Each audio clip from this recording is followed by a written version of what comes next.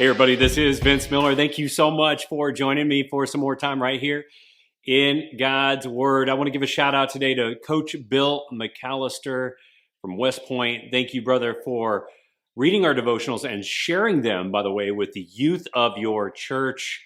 That's great coaching, if I've ever heard of great coaching, all right? And you're going to see the context of that play out today. Today we're going to be in Nehemiah chapter 3, verses 28 through the end of the chapter, 32. I'm not going to read it because I'm going to mispronounce the names again. It's worthy of a read. These names are important. What they did and the work they did is significant. I'm not passing over the impact of that. I'm just confessing to you, I don't know how to pronounce half these names. So today is the last section of the building. I'll probably put up that picture of the wall again so you can see it. This is the last section of the wall, the part that comes around that northeast corner of the temple area. And here's what makes this section of the wall significant. Here it is. It's one of the only excavated segments of Nehemiah's wall that has been found. It was actually found in 1920, and in the video, you're going to see a highlighted section of that northern tower that has been excavated and found.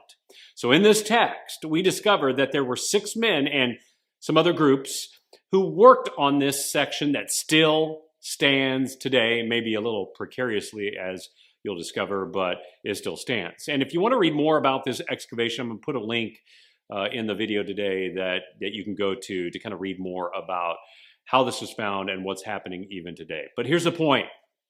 In Nehemiah's time, the reconstruction of the wall was, I really think, a physical representation of a deeper spiritual rebuilding that was actually occurring within the walls.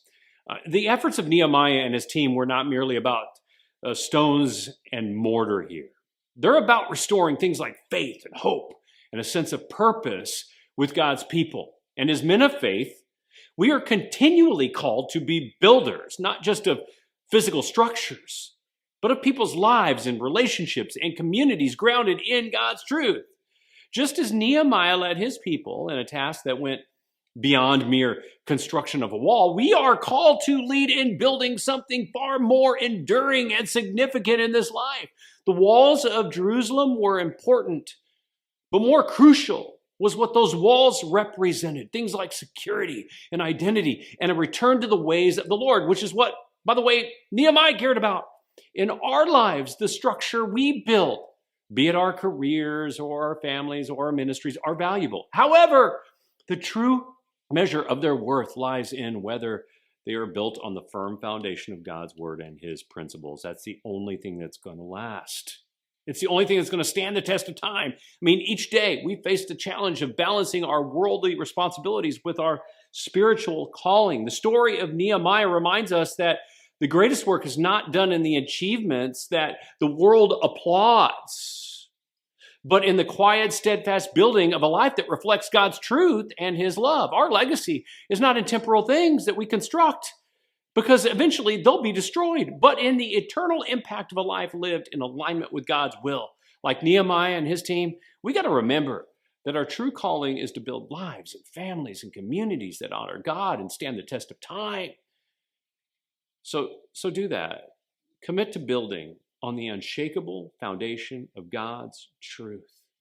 It's in this commitment that we find true purpose and lasting impact and the strength to endure whatever challenges come our way. And as we continue on our journey, may we always remember that the most significant work we do is not seen in the physical structures that we build, but in the spiritual legacy that we leave behind. So Coach Mac, way to go, brother.